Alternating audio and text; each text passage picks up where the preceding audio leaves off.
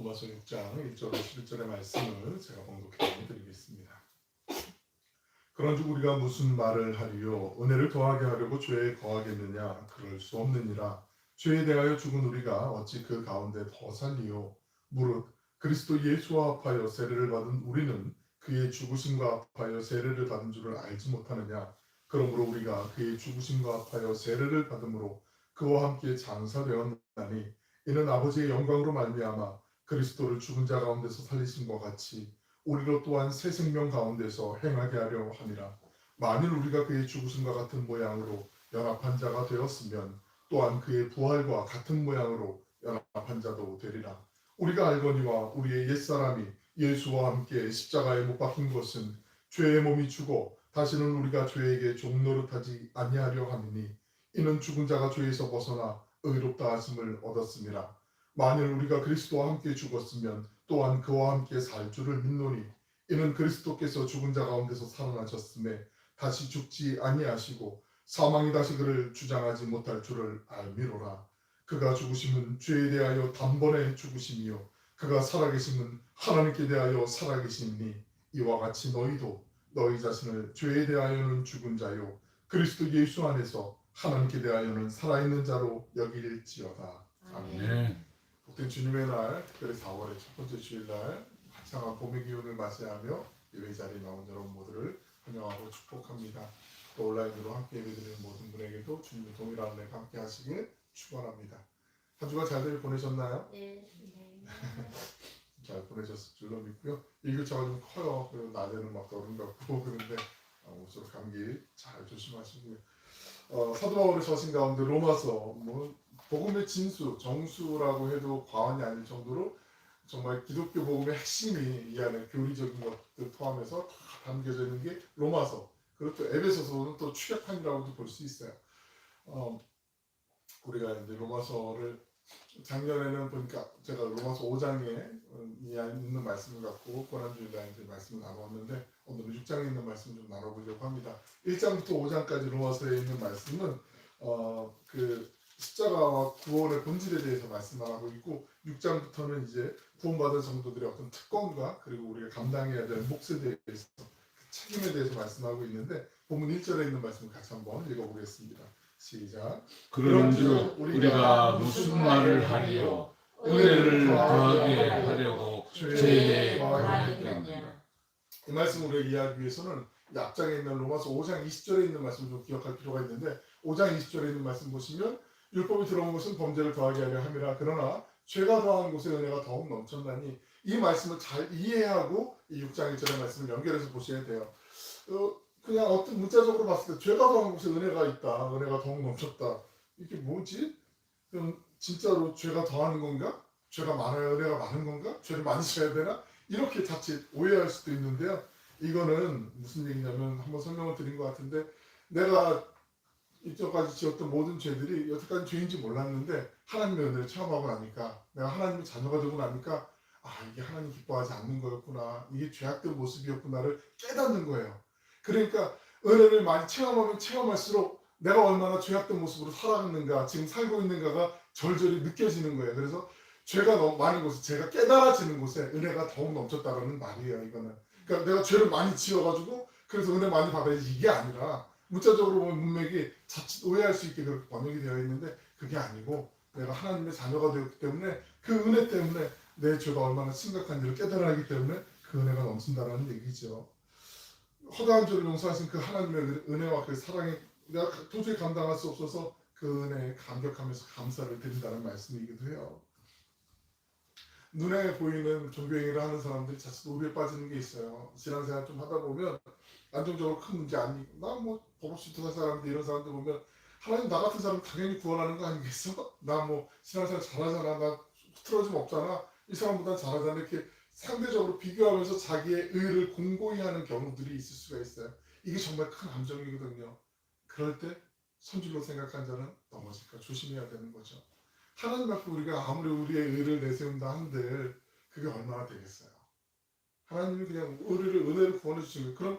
그럼 난 뭐야 노력해도 소용이 없나? 이렇게 반문할 수도 있는데 사람의 마음으로 봤을 때는 그래도 어떤 사람은 정말 열심히 하나님 앞에 정말 최선 다해 살려고 몸부림치는 게 보이는 경우도 있고, 어떤 경우에는 이런 표현은 좀 그렇지만 너무 뺀질뺀질하는 그런 모습도 보일 수도 있단 말이지. 사람의 눈에도 하나님도 보이지만, 근데 그 보이는 것보다 그것보다 더 초월해서 크게 하나님의 은혜를 덮어주시는 거예요. 하나님 사랑이 그냥 덮어주시는 거예요.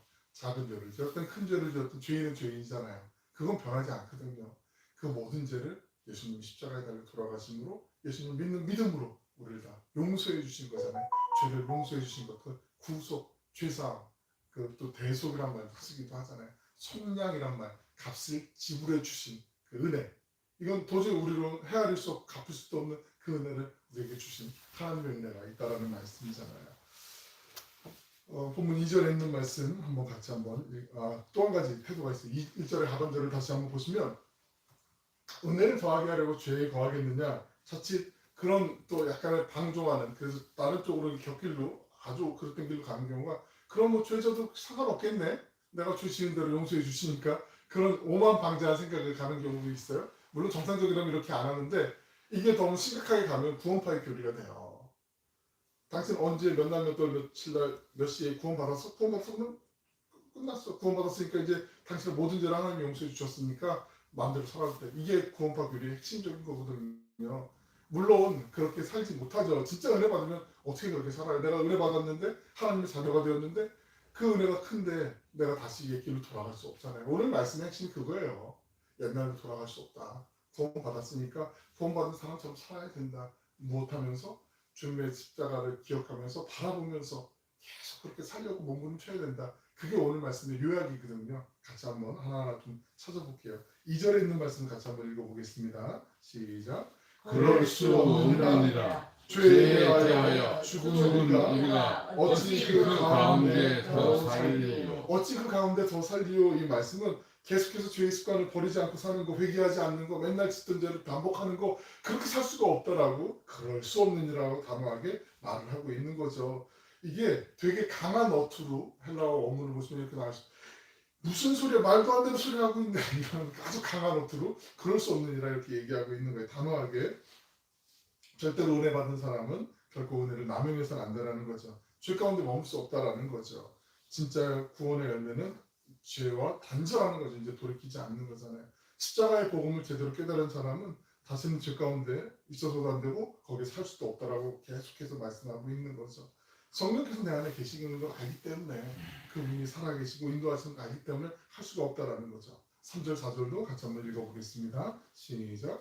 무릇 그리스도 예수와 합하여 세례를 받은 우리는 그의 죽으심과 합하여 세례를 받은 줄을 알지 못하느냐. 그러므로 우리가 그의 죽으심과 합하여 세례를 받음으로써 그와 함께 장사되었나니, 이는 아버지의 영광으로 말미암아 그리스도의 죽은 자 가운데서 살리심이라. 우리로 또한 그 생명 가운데서 행하게 하려 합니다. 아멘. 바울은 이 말씀에서 보혈로 거듭난 우리가 그리스도와 합하여 세례를 받았다고 말하는데, 이제 그리스도와 영적으로 한 몸이 되었다고 그렇게 말하는 거죠. 세례는 내가 죽고 주님과 함께 사는 거 아니겠어요? 우리가 보통 교회에서 이제 세례식 할 때는 이게 물을 찍어가지고 이렇게 하는 약식으로 이제 세례를 하는데, 원래 세례는 침례 형태잖아요. 그냥 강이나 이런 호수 같은 데 가서 완전히 몸이 잠겨요. 그래서 내가 죽고 내가 주님과 함께 다시 살아나는 거, 내가 주님과 함께 십자가에서 죽고 주님의 그 십자가 이후의 부활 사건으로 내가 살아나는 거, 그러니까 죄의 몸이 죽고 다시 이제 주님 안에서 의로운 몸으로 거듭나게 되는 게 바로 세례의 의미잖아요. 우리가 그것을 이제 여건상 이제 실내에서 하기 때문에 이렇게 하는 건데, 그래서 침례가 중요하다고 여기서 이제 침례 교도 나오는 거고, 그러니까 이 교리적으로는 이게 그 문제가 되는 건 아니에요. 중요한 것은 그리스도와 함께 세례를 받은 사람이 십자가 위에서 자기의 죄가 죽었다라는 거, 이걸 내가 기억하고 있는 거, 내가 이걸 잘 새기고 있는 거, 이게 중요한 거예요. 나는 이미 주님과 함께 십자가에서 죽었어요. 나의 옛 모습은. 그러면 이제 죄의 모습은 죽었기 때문에 죄 짓지 않는 모습으로 살아가야 되잖아요. 그런데 살면서 죄 안 짓게 되는 경우가 없어요. 아무도 없어요. 다 크든 작든 짓게 되어 있어요. 율법에 613가지의 죄가 있잖아요. 율법에서 하지만 그것만 잘 지키면 우리는 의롭다고 인정받을 수 있어요. 율법을 잘 지키는 사람이 될 수 있어요.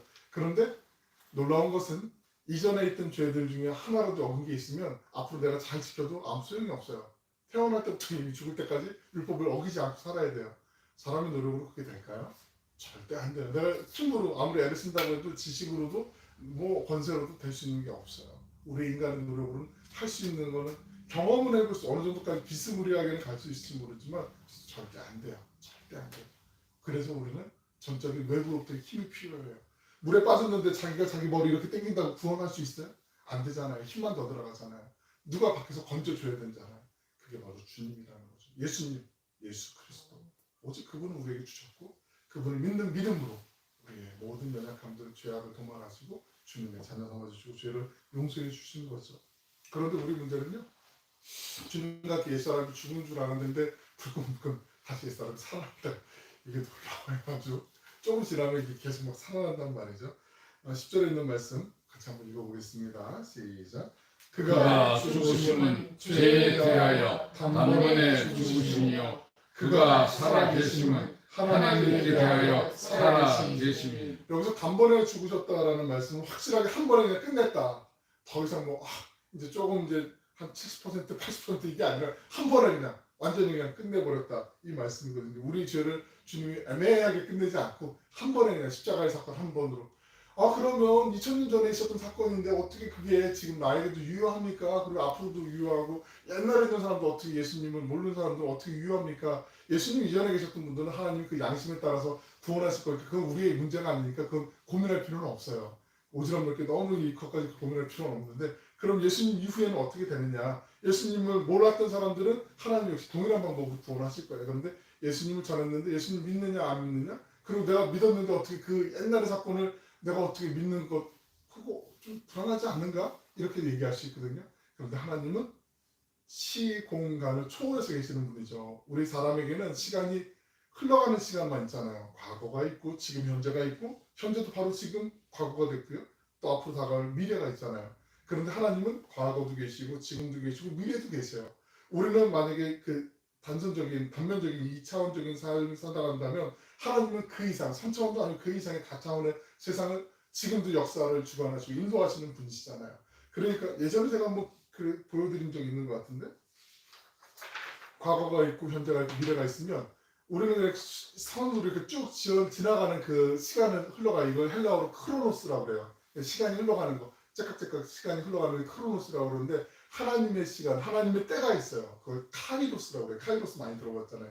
카이로스, 그 이벤트라는 뜻도 담겨져 있는데 하나님은 여기도 계실 수 있고 저기도 계실 수 있고 어느 때나 시간의 제약이 없어요. 그러니까 우리가 생각할 때 과거에 있는 시간이라고 할지라도 하나님 볼 때는 이게 접히면 내가 여기 있으면 이 현재가 되는 거예요. 지금 내가 예수님을 믿으면 그게 현재의 사건이 되는 거예요.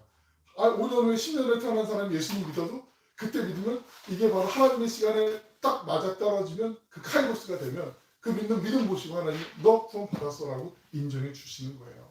그러니까 하나님 어떻게 그 구원 2000년 전의 사건을 어떻게 돌아가서 우리가 믿었다고 하나님 구원 받을 수 있어요? 의심할 필요가 없어요. 우리가 모르는 차원. 우리가 죽음 이후도 그렇잖아요. 죽어본 사람 어디 있어요 여기? 아무도 없잖아요. 성경에 있는 말씀 그대로 믿으면 되는 거죠.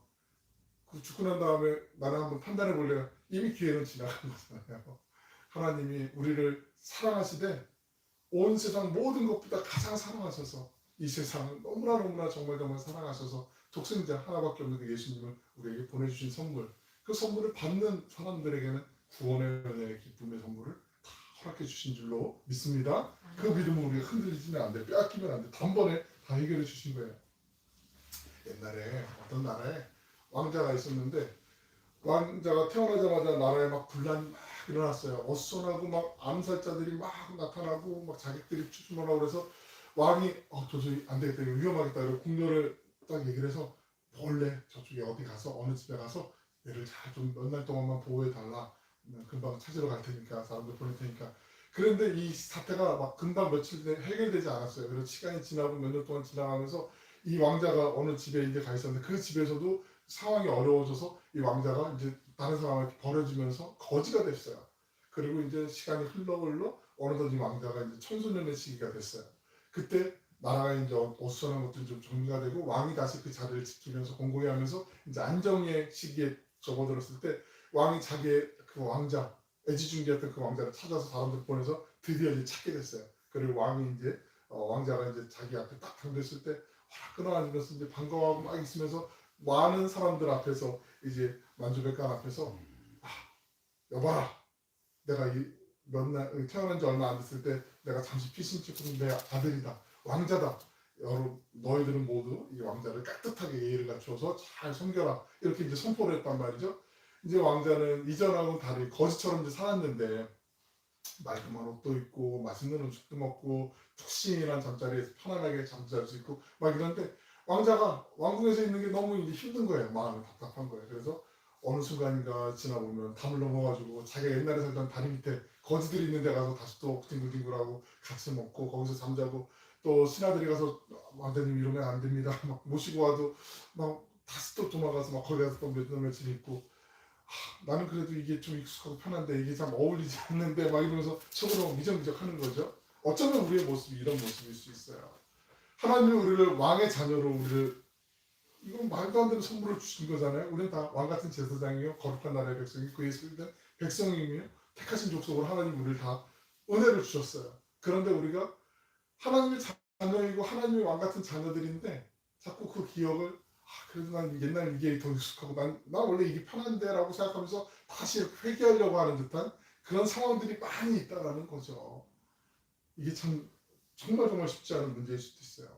이스라엘 그 출애굽 이야기 우리 잘 알고 있잖아요. 출애굽하면서 이제 더 이상 종이 아니에요. 노예가 아니에요. 그 전까지는 430년 동안 종노릇 종살이하면서 잠깐 동안 요셉이 있을 때는 그래도 좋았어요. 정말 괜찮은 나라에서 사람들로부터 저 이스라엘 민족들 참 괜찮은 사람들, 좋은 사람들, 우리를 정말 도와준, 우리를 기근에서부터 해결해준 좋은 가족들이지라고 생각했는데 점점 수가 늘어나면서 거대한 민족이 되면서 200만 가까운 사람들로 이제 늘어나면서 사람들로부터 막 모진 압력도 나오고 막 매질도 나오고 그런 종살이를 완전히 전락을 했잖아요. 그 400년 동안 종살이하면서 이제 드디어 해방되고 난 다음에 하나님이 왜 광야의 길을 40년 동안이나 이렇게 돌아가게 하셨을까요? 그 노예의 근성, 노예된 사람의 그 모습을 정말 다 빼는 거예요. 그죠? 왜 군대 훈련소 가면 신병교육대 들어가면은 사회에서 물 다 뺀다고 막 굴리기도 하고 많이 이제 하잖아요. 뭐 지금 옛날에 비해서 많이 편해졌다고 해도 가 있으면 또 그 병사들은 또 힘든 건 마찬가지거든요. 마음이 힘들고 여러 가지 힘든 것처럼 40년 동안 광야의 길을 왜 걷게 하셨을까? 여러 가지 이유가 있지만 그 중에 하나는 노예의 근성으로부터 이제 떠나고 약속의 땅, 하나님이 주신 그 복된 땅으로 들어가기 위해서 하나님의 백성으로서 살아갈 수 있도록 다져지기 위해서, 체질이 바뀌기 위해서 하나님의 40년을 인도해 주신 것도 우리가 잘 기억해야 돼요. 그러니까 우리 예수님을 구주로 믿고 하나님의 자녀가 되는 그 선물을 받았는데 그 선물을 받고 누릴 만큼 이렇게 자세가 딱 준비되지 않으면 때로는 또 과거로 돌아가고 싶은 마음이 생길 때가 있거든요. 난 그래도 다리 밑이 좋은데 옛날에 그 같이 어울렸던 게 좋은데 하면서 돌아가고 싶은 마음이 언제나 들 때가 있다라는 거죠. 그걸 버리기 위해서 계속해서 우리가 할 수 있는 것은 주님의 피로, 예수님의 피로, 그 보혈로 우리가 용서함 받고 주님의 자녀가, 하나님의 자녀가 되었다라는 걸 계속 기억하고 내 스스로도 되뇌이고 또 내 스스로에게도 선포하는 것, 이게 정말 중요하죠. 11절에 있는 말씀 같이 한번 다시 읽어보겠습니다. 시작. 이와 같이 너희도 너희 자신의 죄에 대하여 죽은 자요 그리스도의 예수 안에서 하나님께 대하여 살아있는 자로 여길지어다. 이 여길지어다라는 표현은요, 살아있는 자로 믿어라 이러면 좋을 것 같은데 왜 저렇게 표현했을까? 이게 믿어라보다 더 센 표현이에요. 원문으로 보면 살아있는 자로 믿어라 이거보다 너 그냥 살아있는 자야, 그냥 단언하는 거예요. 완전히 확정하는, 믿음도 필요 없어. 이미 하나님이 그렇게 결정하고 선물을 주셨어. 그냥 받기만 하면 돼. 이거란 말이죠. 기정사실로 받아들여라, 이 뜻이라는 거죠. 우리가 십자가를 바라볼 때마다, 십자가를 생각할 때마다 주님의 십자가 사랑으로 내가 살아났음을 의식적으로, 의도적으로라도 내가 생각해야 돼요. 받아들여야 돼요. 인간적으로도 그러고 우리가 끊임없이 하나님의 은혜 앞으로 나아가는 거 정말 중요하죠. 옛사람이 죽고 성령의 사람을 자유할 수 있는 능력은 다른 데서 나오지 않아요. 십자가에서 나와요. 십자가의 사랑을 체험한 사람, 그 사랑을 묵상하고 그 은혜를 사모하는 사람들로부터 나오게 되어 있어요. 로마서 5장 21절에 보시면 죄가 사망 안에서 왕노릇한다라고 말하고 있는데, 사망 안에서 왕노릇, 죄는 우리가 함부로 이렇게 만만하게 볼 만한 아니, 그렇다고 뭐 죄 그러면 너무 막 주눅 들어갖고 그렇게 있을 필요도 없지만 우리 스스로는 감당할 수 없어요. 왜냐하면 죄의 뒤에는 마귀가 있잖아요. 마귀는 우리가 대적할, 우리의 힘으로 대적할 수는 없어요. 마귀를 대적하라고 하는 건 예수님을 믿는 믿음으로 주님과 함께 대적하는 것이 내 스스로가 하는 건 아니잖아요. 내가 하기에는 지혜도 그렇고 지식도 그렇고 힘도 그렇고 감당이 안 되는 존재가 마귀잖아요. 하지만 죄는 어떤 힘으로 우리를 계속해서 구원받은 다음에도 우리를 계속 미혹해요. 우리 주변을 떠나지 않아요. 제 예수 믿는 사람 안 됐네. 나 이제 또 실패했네. 다른 사람 찾아봐야지. 떠나면 좋겠는데 떠나지 않고요. 우리가 천국 갈 때까지 계속 우리 주변에서 맴돌아요. 어떻게 해서든지 구원의 기쁨을 빼앗으려고 하고 어떻게 해서든지 하나님과 멀게 만들어 놓으려고 마귀는 끊임없이 우리를 협박하기도 하고 미혹하기도 하고 때로는 위협하기도 하고 때로는 달콤한 걸로 우리를 유혹하기도 하고 이게 끊임없는 마귀의 계기 아니겠습니까? 죄는 힘이에요. 권세예요. 바울이 계속 그걸 강조하고 있는 거죠. 6절에 보시면 주님이 십자가에 못 박힌 것은 죄의 몸이 죽어서 다시는 우리가 죄에게 종노릇하지 못하게 한다라고 말하고 있어요. 죄는 폭군과도 같아요. 9절에 있는 말씀 한번 같이 읽어보실까요? 9절 시작. 이는 그리스도께서 죽은 자 가운데서 살아나셨으며 다시 죽지 아니하시고 사망이 다시 그를 주장하지 못할 줄 알미로다. 사망이 다시 그를 주장하지 못할 것, 여기서 주장한다는 표현이 정말 중요한데 주목해서 보셔야 되는데 이게 mastery over him, 그러니까 죄가 우리 위해서 마스터, 주인 노릇을 한다라는 뜻이에요. 그러니까 우리 머리 꼭대기에서 죄가 마귀가 우리를 주인처럼 막 이끌어간다 이런 뜻이에요. 그러니까 우리가 예수님께 붙어있지 않으면 죄의 종노릇 한다는 게 이거예요. 우리가 하고 싶지 않아도 우리 의지로는 어떻게 할 수가 없는 그 상태로 마귀가 이렇게 우리를 막 끌고 간다는 거예요. 죄의 사슬에 한번 걸리면 헤어나오기 쉽지 않잖아요. 그러니까 우리가 신앙이 정말 제대로 점검받을 때는 그런 때인 것 같아요. 신앙생활 같이 하는 사람이 없는 곳에 혼자 있거나 아니 좀 모르는 사람들이 있을 때 우리가 살아가는 모습들, 그 속에서 정말 신앙의 진면목이 나타나잖아요. 저 사람 예수 믿는 사람이구나, 믿지 않는, 믿나? 싶을 정도로 이런 모습이 드러날 때가, 그럴 때가 정말 우리가 낯선 곳에 있을 때 어떻게 살아가는가, 삶에서 진솔하게 고백되는 게 삶의 예배자로서의 모습이 드러날 때가 많이 있어요. 그래서 우리가 예수 믿는 그 믿음으로 기뻐하는 것도 정말 중요하지만 삶으로 그래서 계속 다져가는 거, 주님의 십자가를 언제나 묵상하고 그 은혜의 사랑을 감격을 기억하면서 주님이 기뻐하시는 거 아닌가, 잠깐만 몇 초만이라도 숨을 잠깐 고르면서 마치 느헤미야가 어떤 일을 판단할 때 잠깐 기도하면서 하늘의 하나님 앞에 기도하고 판단했던 것처럼 우리가 한 10초만이라도 하나님 어떻게 하면 좋죠? 하나님 뭐 기뻐하시죠? 우리가 잠깐 기도하면 그때 하나님이 깨달음 주시고 마음에 어떤 분별력을 주실 때가 있어요. 그걸 가는 거죠. 안 그러면 쫓기듯이 막 판단하면 그 분명 여지없이 하나님 기뻐하시지 않는 결정을 할 때가 많이 있어요. 그래서 낭패를 볼 때가 많이 있거든요. 그러니까 이것도 정말 날마다 우리를 다져가시는 하나님의 은혜가 아닌가 그렇게 한번 생각을 해봐요. 죄는 절대 그 어렸을 때 논에 이제 봄 되면 논에 물 많이 가다 놓고 이제 파종하고 이제 모내기 하잖아요. 그러면 예전에는 거머리 많이 있었던 거 아시죠? 한번 들어가면 거머리 붙으면 저도 어렸을 때 잠깐 이제 한번 기억인데 이게 딱 뛰니까 막 피가 막 있고 그러니까 별거 아닌데 무서워요. 일단은 이 녀석이 안 떨어지네 막 이러면서 뛰고 막 이러다 보면 쟤는 정말 찰가머리처럼 딱 붙어가지고 뛰려고 잘 안 떨어질 때도 많이 있어요. 그래서 정말 주님께 붙어있는 게 정말 중요하다는 거죠.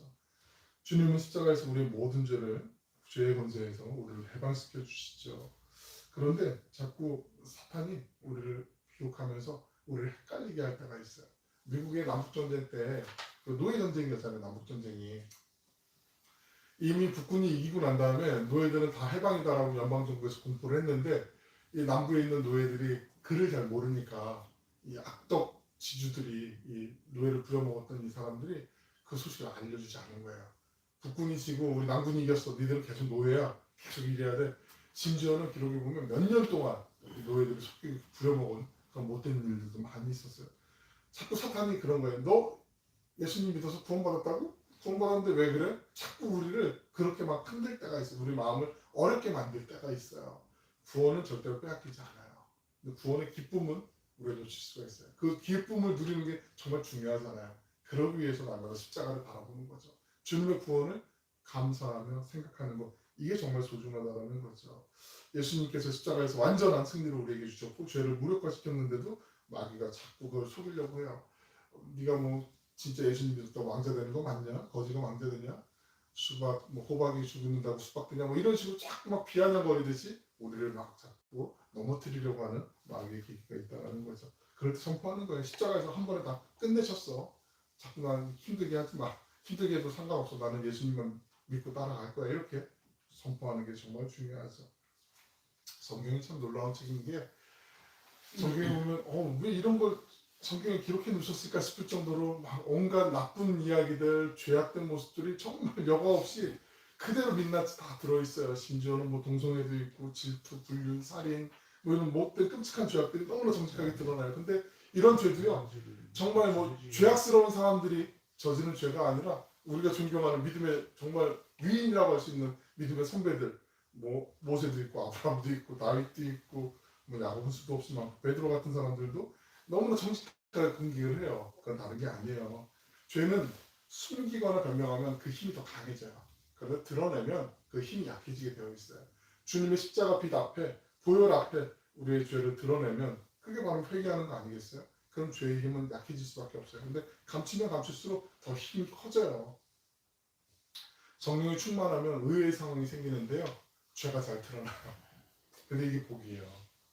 내가 죄를 졌는데 죄가 안 드러난다? 그럼 나중에 분명히 더 큰 죄 짓게 되어 있어요. 그럼 내가 작은 죄라도 마음에 품었던 거라도 이게 드러나면 그게 감사한 일이에요. 정말 복된 일이에요. 예수 믿는데 하나님 옆에 있는 저 사기꾼 저 녀석은 사기치고 몇 년이 지났는데도 이렇게 아무것도 드러나지 않는데 저는 이거 잠깐 조금 이렇게 그랬는데 어떻게 이렇게 억울하죠? 억울한 게 아니에요. 복이 진짜 복이라는 거죠. 왜냐하면 죄는 점점 감추면 감출수록 죄의 검세 아래 눌려있게 되어 있어요. 그럼 그 사람 인생일 뿐만 아니라 영혼까지도 망하게 되어 있기 때문에 정말 감사한 일이라는 거죠. 그래서 절대로 이 길로 가면 안 되는구나. 마치 성령께서 우리에게 그렇게 주시는 거예요. 뜨거운 물에 대거나 그러면 깜짝 놀라 피하게 되잖아요. 내가 있지 않아야 될 장소에 가게 되면 성령께서 그 마음 주세요. 아무개야 여기 네가 있고 다니잖아. 나와야지. 깜짝 놀라서 나오게 되어 있어요. 하나님이 그렇게 우리를 컨트롤해 주시는 거 그게 정말 복된 일이라는 건 꼭 기억하시길 바랍니다. 십자가의 보혈의 은혜를 통과하는 거 죄를 안 짓게 되는 게 아니라 못 짓게 되어 있어요. 이게 얼마나 큰지 모르겠어요. 주님이 우리를 새롭게 하시는 그 일들이 참 많은데 20세기 초에 미국 동부의 그 오하이오주의 작은 탄광 마을에 한 소년이 있었어요. 그 소년의 이름이 조지 버나드라고 하는 소년인데요. 이 소년이 얼마나 하나님 사랑이 애틋했는지 청소년 때부터 성경 말씀 막 읽고 이웃 마을에 그 성경을 해석한 책이나 아니면 좋은 신앙서적이 있다고 하면 한 달이면 달려와가지고 그 책을 빌려서 그 자리에서 밤새 읽고 그리고 또 광부로서 또 어린 나이에 또 열심히 또 이제 일하면서 나중에 하나님이 이 소년을 너무나 예쁘게 본 거예요. 그래서 신학교에 가서 목사님이 되었어요. 감리교 목사님이 돼서 열심히 이제 복음을 전할 때마다 그 순전한 마음이 얼마나 많은 사람들에게 선한 영향력을 끼쳤는지 조지 버나드가 집회를 가는데 갈 때마다 하나님의 은혜가 너무나 강물처럼 크게 임했어요. 그런데 어느 날인가 이 조지 버나드가 그 미시간주의 작은 도시인 엘비온이라고 하는 교회에 가서 집회를 인도하는데 바로 회중들 사이에 갑자기 환상이 보이는 거예요. 갈보리산의 그 십자가가 탁 세워지면서 거기 주님의 모습이 말씀을 전하고 있는데 그 환상이 막 체험이 되는 거예요. 그래서 그날 집회를 마치고 숙소에 돌아와서 기도하면서 주님 앞에 주님 과연 이 환상의 의미가 무엇입니까? 왜 저에게 이 예배 시간에 말씀을 선포하는 중에 이 환상을 보여주셨습니까? 라고 그 기도하는데 맨날 며칠을 기도했어요. 그때 다시 한번 주님이 기도하는 중에 환상 가운데 갈보리 십자가가 나오고 그리고 주님이 그 위에 달려 계시면서 지그시 친절하고 인자한 모습으로 이 조지 버나드를 바라봐요. 그때 그 주님이 나를 다 품에 안으시는 그 따스한 그 사랑의 온기를 느낀 버나드가 그 앞에 엎드려서 주님 앞에 기도하는데 기도할 때마다 보혈이 뚝뚝뚝 떨어지면서 자기 몸에 있었던 자기 마음에 있었던 크고 작은 모든 죄들이 씻겨나가는 그 체험을 하게 돼요. 내가 그래도 나쁘게 안 살았는데 선하게 사는 것 같은데 하나님 기뻐하시는 일 열심히 했는데 그래도 내 안에 있었던 그 해결되지 않았던 죄의 그 뿌리조차도 주님이 다 이렇게 보혈을 덮으시면서 해결해 주시는구나. 너무나 감사하구나. 그 생생한 체험을 지울 수가 없어서 그때부터 써내려간 그 시가 우리가 잘 알고 있는 찬송가 150장 갈보리 산 위에 십자가 섰으니 바로 그 찬양을 그 자리에 쓰게 돼요. 사랑하고 축복하는 여러분, 예수님을 믿기 전에 우리가 죄의 권세, 예수님을 믿고 나서도 끊을 수 없는 그 죄의 힘이 있어요. 그 힘은 오직 십자가 보혈의 능력을 믿을 때, 예수님만을 바라볼 때, 그리고 날마다 십자가를 묵상할 때 그 주님이 우리를 정결하게 해주시고 우리의 죄도 도말해 주시고 하나님께로 더 가까이 갈 수 있도록 인도해 주실 줄로 믿습니다. 오늘 우리가 살아가면서 그 은혜를 소홀히 했다면, 좀 은혜를 맛본 지 좀 오래됐다면 그 은혜를 좀 맛보았으면 좋겠어요. 우리 이 시간에 그래서 이 찬양 한번 부르고 같이 한번 기도하는 시간 가졌으면 좋겠습니다. 갈보리 산 위에 십자가 섰으니 우리 한번 찬양할까요?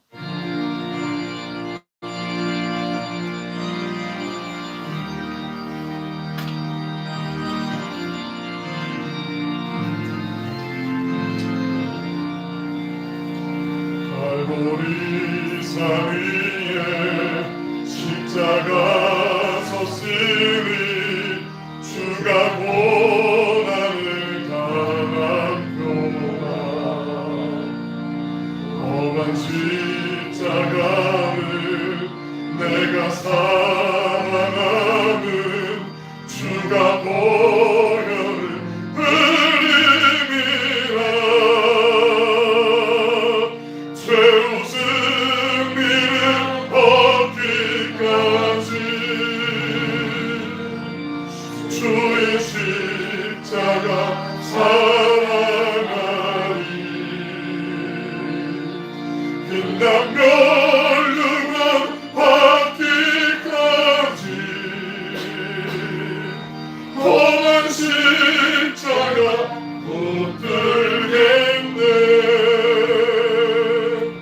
멸시천대 받은 주의 십자가에 나의 마음이 끌리도다.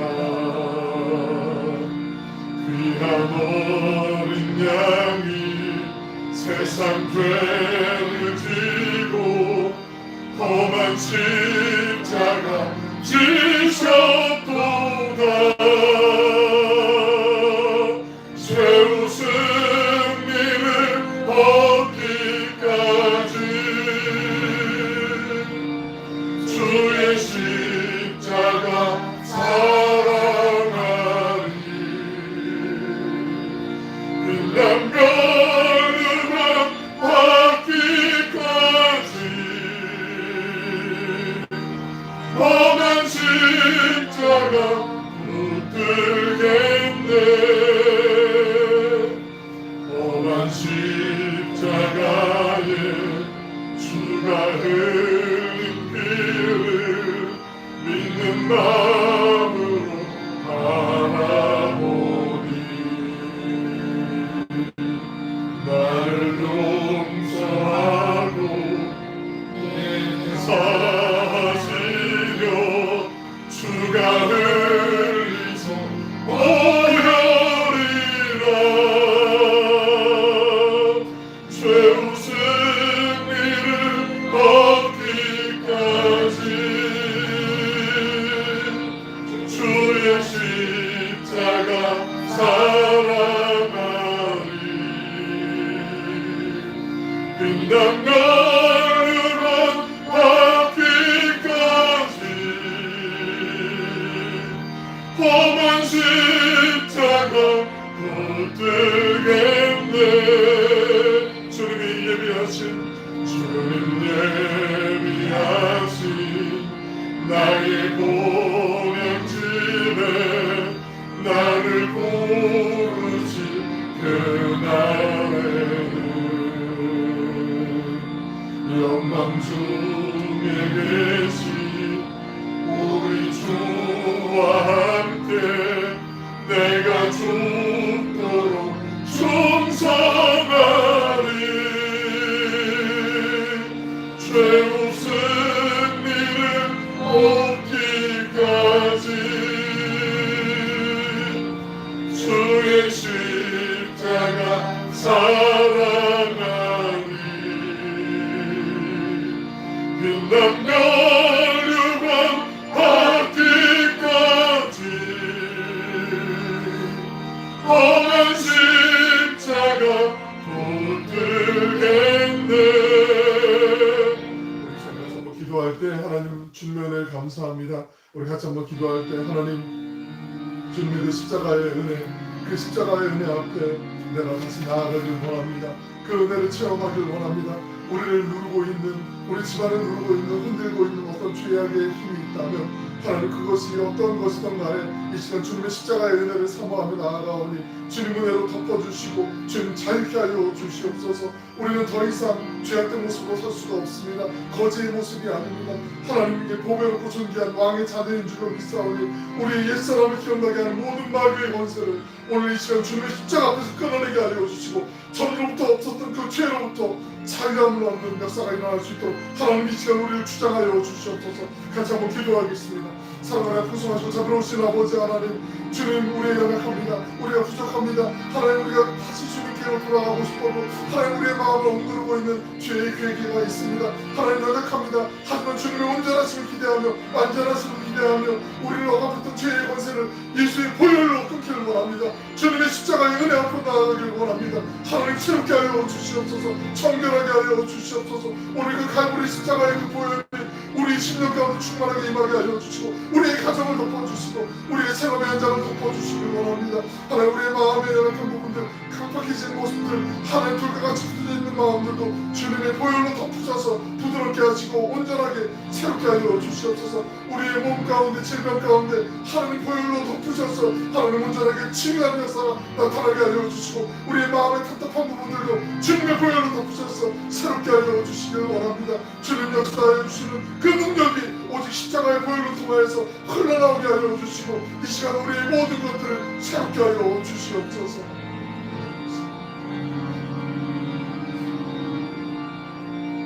사랑하는 풍성하시고 자비로우신 아버지 하나님, 저희가 십자가에서 주님과 함께 옛사람이 못 박히고 주님과 함께 살아난 줄로 믿습니다. 이것을 우리가 분명하게 믿고 믿음으로 선포하며 살아갈 수 있도록 인도하여 주시옵소서. 오늘 이후로는 갈보리의 십자가를 바라보며 늘 언제나 새로운 마음 품게 하여 주시고 다시 이전 것으로 돌아가지 않게 하여 주시길 원합니다. 십자가 보혈의 능력으로 의심하지 않고 마귀의 권세를 끊어내게 하여 주시고 죄로부터 자유하게 하여 주시길 원합니다. 오늘 보혈의 그 은혜로 우리의 연약해진 몸과 마음도 주님이 치료해 주심을 믿습니다. 만져 주심을 믿습니다. 그 십자가의 보혈로 우리의 마음을 묶고 있었던, 우리의 생각을 어둡게 만들고 있었던 모든 죄의 사슬이 끊어졌음을 믿음으로 선포합니다. 우리의 모든 옛사람이 주님과 함께 십자가에서 죽고 성령의 새 사람으로 살아났음을 선포합니다. 주님의 보혈의 은혜가 우리 각자로부터 가정으로 우리 신앙 공동체 모든 믿음의 가족들에게 흘러가게 하여 주시고 또한 오늘의 열방을 향해서 흘러갈 수 있는 아름답고 복된 은혜의 통로로 우리를 사용하여 주시옵소서.